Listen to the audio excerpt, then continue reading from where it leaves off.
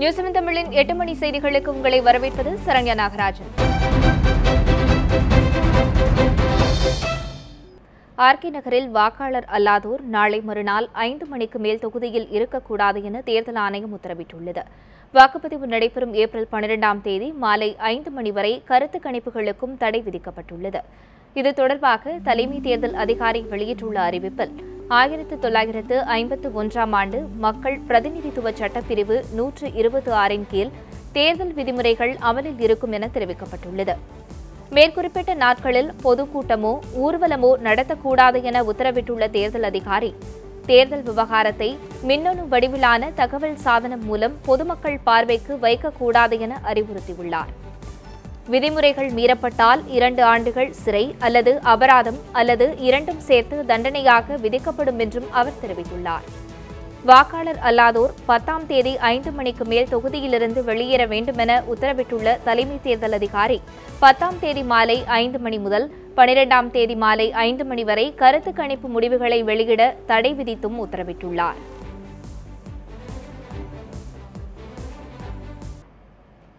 பண விநியோகம் தொடர்பான வெளியான ஆவணங்கள் போலியானவை என்று அதிமுக அம்மாணியின் வேட்பாளர் டிடிவி தினகரன் தெரிவித்துள்ளார். ஆர்கே நகர் பிரச்சாரத்தின் போது செய்தியாளர்களுக்கு பேட்டியளித்த அவர் இவ்வாறு தெரிவித்தார். ஏதோ ஒரு டாக்குமெண்ட்டை ஒரு டிவியில் விட்றாங்கிறதுக்காக அதை போய் நம்ம பெருசாக எடுத்துகிட்டு இருக்க வேணாம் நான் நினைக்கிறேன். யார் பேர வேணால் நான் கூட இப்போ டைப் பண்ணி வாட்ஸ்அப்பில் அனுப்பி விடலாம், எங்கள் ஜெயா டிவியில் காமிக்கலாம், இல்லை தந்தி டிவியில் கொடுத்தா அவங்க கூட காமிப்பாங்க. இதே மாதிரி ஒரு இது வந்தால், இல்லை அதே புதிய தலைமுறையில் கொடுத்தா கூட காமிப்பாங்க, சன் நியூஸில் கொடுத்தா கூட காமிப்பாங்க. அதை வச்சுக்கிட்டு நம்ம அதை போய் நீங்கள் பத்திரிகையாளர்கள் மீடியாக்காரங்க அதை போய் ஒரு பெரிய இஷ்யூவாக கேட்க வேணாம். கரெக்டு தானே? ஏதாவது கொடுத்தாங்க, இப்போ அண்ணன் பேர் போட்டிருக்குன்னா அண்ணன் கையெழுத்து போட்டு நான் கொடுத்தேன் அப்படின்னு கையெழுத்து போட்டுருந்தாங்கன்னா இதை மாதிரி போட்டிருக்காருன்னு கேட்கலாம். அந்த மாதிரி கையெழுத்து போட்டிருந்தாங்கன்னா அது அடுத்த விஷயம். அடுத்தது அதை கூட விடுவாங்க. இதை மாதிரி இவங்க கொடுத்துருக்காங்க, அவங்க கொடுத்து நானே கையெழுத்து போட்டு கொடுத்தேன்னு கூட கொடுக்கலாம். எனக்கு தெரியும் இதெல்லாம் என்ன உள்நோக்கங்கிறது எனக்கு தெரியும். இதெல்லாம் நாங்கள் ரொம்ப வருஷமாக 34 வயசுலேருந்து இதெல்லாம் பார்த்துக்கிட்டோம். புரியுதா உங்களுக்கு? 33 வயசுலேயே இந்த ரைடு அந்த ரைடு காஃபி போசா 1 வருஷம் சிறை வாசம் எல்லாம் பார்த்துருக்கோம்.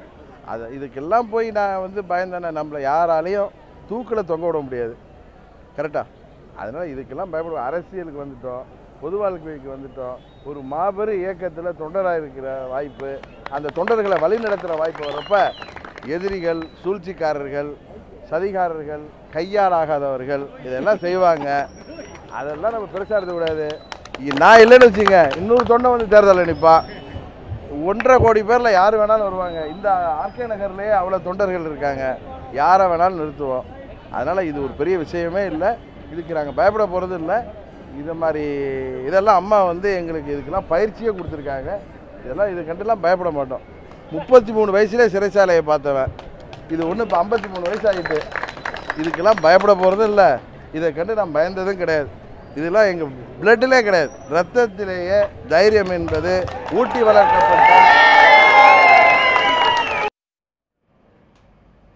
சென்னை ஆர்கே நகர் இடைத்தேர்தலில் பணத்தையும் பிணத்தையும் வைத்து அதிமுகவின் 2 அணியினரும் பிரச்சாரத்தில் ஈடுபடுவதாக திமுக செயல் தலைவர் மு க ஸ்டாலின் குற்றம் சாட்டியுள்ளார்.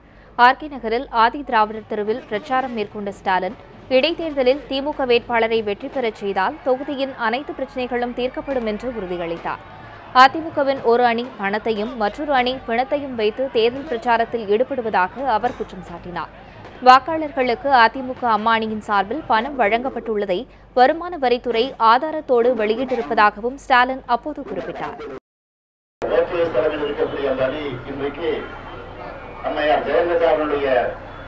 ஒரு மாதிரியான ஒரு பிணத்தை மாதிரி போட்டு ஒரு பிணத்தை செஞ்சு பிணத்தை வச்சு அவர்கள் வாக்கு கேட்க ஒரு நிலை இன்னைக்கு அவங்களுக்கு வந்திருக்கு.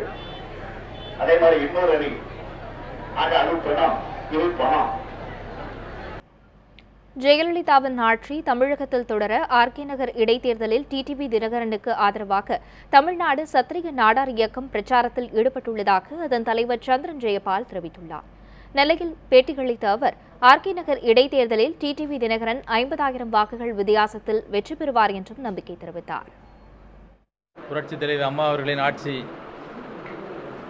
தொடர்ந்து நடைபெற வேண்டும் என்று சென்னை ஆர்கே நகரில் போட்டியிடும் அண்ணன் தினகரன் அவர்களுக்கு தொப்பி சின்னத்தில் முத்திரையிட்டு அவர்களை பெருவாரியான வாக்கு வித்தியாசத்தில் வெற்றி பெற செய்ய வேண்டும் என்று எங்களது தமிழ்நாடு சத்திரிய நாடார் இயக்கம் அந்த தொகுதியில் ஆர்கே நகர் தொகுதியில் பிரச்சாரம் செய்து வருகின்றது. டெல்லியில் தமிழக விவசாயிகள் பல்வேறு நூதன போராட்டத்தில் ஈடுபட்டு வரும் நிலையில் இன்று மொட்டையடித்து விவசாயிகள் போராடினர். வங்கிக் கடன்களை தள்ளுபடி செய்ய வேண்டும், வறட்சி நிவாரணம் அறிவிக்க வேண்டும் என்பன உள்ளிட்ட கோரிக்கைகளை வலியுறுத்தி டெல்லி ஜந்தர் மந்தர் பகுதியில் 26வது நாளாக தமிழக விவசாயிகள் போராட்டத்தில் ஈடுபட்டுள்ளனர். இதற்கு உத்தரப்பிரதேசம், பஞ்சாப் உள்ளிட்ட மாநிலங்களைச் சேர்ந்த விவசாயிகள் ஆதரவு தெரிவித்துள்ளனர். இதனிடையே விவசாயிகள் இன்று முற்றுகையடித்து போராட்டத்தில் ஈடுபட்டனர். இந்நிலையில் தமிழகத்தின் திருச்சியைச் சேர்ந்த விவசாயி பழனிசாமி, பெரம்பலூர் மாவட்டத்தைச் சேர்ந்த பெருமாள், தஞ்சாவூர் மாவட்டத்தைச் சேர்ந்த முருகன் ஆகியோருக்கு திடீரென உடல்நலக் குறைவு ஏற்பட்டதாக கூறப்படுகிறது. இதனையடுத்து 3 பேரும் மருத்துவமனையில் அனுமதிக்கப்பட்டுள்ளனர்.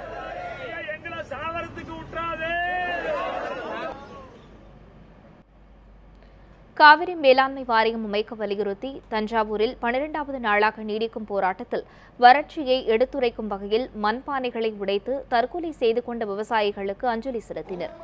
காவிரி தீர்ப்பாயத்தை கலைக்கக்கூடாது எனவும் வறட்சியால் உயிரிழந்த விவசாயிகளின் குடும்பங்களுக்கு தலா 10 லட்சம் ரூபாய் வழங்க கோரியும் காவிரி உரிமை மீட்புக் குழு சார்பில் முற்றுகை போராட்டம் நடைபெற்று வருகிறது. மாவட்ட ஆட்சியர் அலுவலகம் அருகே நடைபெறும் இந்த போராட்டத்திற்கு தமிழ் மாநில காங்கிரஸ் கட்சியினர் ஆதரவு தெரிவித்தனர். தமிழகத்தில் நிலவும் வறட்சியை எடுத்துக்காட்டும் வகையில் உயிர்நீத்த விவசாயிகளுக்கு அஞ்சலி மெழுகுவர்த்தி ஏந்தியும் அஞ்சலி செலுத்தப்பட்டது. டெல்லியிலே போராடும் விவசாயிகளை உடனடியாக பிரதமர் அழைத்து பேசும், தஞ்சையிலே போராடும் விவசாயிகளை மாநில முதல்வர் அழைத்து பேச வேண்டும், விவசாய கடன் முழுமையும் தள்ளுபடி செய்ய வேண்டும், வறட்சி நிவாரணம் கூடுதலாக வழங்க வேண்டும். விவசாயிகள் கடன் தள்ளுபடி குறித்து முதலமைச்சருடன் கலந்து ஆலோசித்து நல்ல முடிவு எடுக்கப்படும் என்று தமிழக கூட்டுறவுத்துறை அமைச்சர் செல்லூர் ராஜு தெரிவித்துள்ளார். ஆர்கே நகர் தொகுதி தேர்தல் பிரச்சாரத்தில் ஈடுபட்ட அவர் இதனை செய்தியாளர்களிடம் தெரிவித்தார். மாண்புமிகு முதலமைச்சர் புரட்சித் தலைவர் அம்மாவுடைய வழியிலே இன்றைக்கு ஆட்சியை நடத்தி கொண்டிருக்கின்ற அண்ணன் எடப்பாடி பழனிசாமி அவர்கள் அறிவிக்கப்பட்டு அதன் மூலமாக உரிய விவசாயிகளுக்கு சென்றடைந்திருக்குது. எனவே இன்றைக்கு உயர்நீதிமன்றத்துடைய அந்த தீர்ப்பினுடைய சாராம்சம் முழுமையாக கிடைத்த பிறகு துறை ரீதியாக ஆய்வு செய்து அதற்கான தக்க ரீதியாக மாண்பு முதலமைச்சருடைய ஆணை பெற்று அதற்கான நடவடிக்கை எடுக்கப்படும். காப்பீடு கட்டணம் தொடர்பாக நடந்த பேச்சுவார்த்தையில் சுமூக உடன்பாடு எட்டப்பட்டதால் தென்னிந்திய லாரி உரிமையாளர்களின் வேலைநிறுத்தம் போராட்டம் வாபஸ் பெறப்பட்டுள்ளது. காப்பீடு கட்டணம் மற்றும் பெட்ரோல் டீசல் மீதான வாட் வரியை குறைக்க வேண்டும் உள்ளிட்ட பல்வேறு கோரிக்கைகளை வலியுறுத்தி கடந்த 10 நாட்களுக்கும் மேலாக தமிழகத்தில் லாரி உரிமையாளர்கள் வேலைநிறுத்தத்தில் ஈடுபட்டு வந்தனர். இந்நிலையில் ஹைதராபாத்தில் லாரி உரிமையாளர்களுடன் மத்திய அரசு நடத்திய பேச்சுவார்த்தையில் உடன்பாடு ஏற்பட்டது. அதில் காப்பீடு கட்டணத்தை 50%இலிருந்து 27% குறைக்க ஒப்புக் கொள்ளப்பட்டுள்ளது. இதனால் தென்னிந்திய லாரி உரிமையாளர்களின் வேலைநிறுத்த போராட்டம் வாபஸ் பெறப்பட்டுள்ளது. இதில் மத்திய அரசு கோரிக்கை சிலவற்றையும் மாநில அரசு கோரிக்கைகளையும் நிறைவேற்றுவதாக உறுதியளித்துள்ளது. மேலும் காப்பீடு விஷயத்தில் மட்டும் இதுவரை எந்தவிதமான உடன்பாடும் ஏற்படாமல் இருந்தது. நேற்றும் இன்றும் நடந்த பேச்சுவார்த்தையில் இன்று காப்பீடு உயர்வை குறைத்து சுமார் 27% மாற்றிக் கொடுக்க ஒப்புக்கொண்டுள்ளார்கள். அதனை லாரி உரிமையாளர் சங்க நிர்வாகிகளும் ஏற்றுக்கொண்டனர். ஆளில்லா ரயில்வே கிராசிங் பகுதிகளில் மாற்று வழி ஏற்படுத்தும் விவகாரத்தில் நெல்லை மாவட்ட ஆட்சியர் மெத்தனமாக செயல்படுவதாக மதுரை ரயில்வே கோட்ட மேலாளர் சுனில் கார்க் குற்றம் சாட்டியுள்ளார். நெல்லையில் ரயில்வே ஊழியர்களுக்கான பயிற்சி நிறைவு விழாவில் சுனில் கார்க் கலந்து கொண்டார். பின்னர் செய்தியாளர்களுக்கு பேட்டியளித்த அவர், நெல்லை முதல் செங்கோட்டை வரை உள்ள ஆளில்லா ரயில்வே கிராசிங் பகுதிகளில் மாற்று வழி ஏற்படுத்துவது தொடர்பான கடிதம் நெல்லை மாவட்ட ஆட்சியர் கருணாகரனிடம் கடந்த 1 வருடத்திற்கும் முன்பாக கொடுக்கப்பட்டதாக கூறினார். ஆனால் கடந்த 1 வருடமாக இதனை கண்டுகொள்ளாத மாவட்ட ஆட்சியர் கருணாகரன் கடிதத்திற்கு உரிய பதிலளிக்காமல் மிகவும் மெத்தனமாக செயல்படுவதாகவும் சுனில் கார்க் குற்றம் சாட்டியுள்ளார்.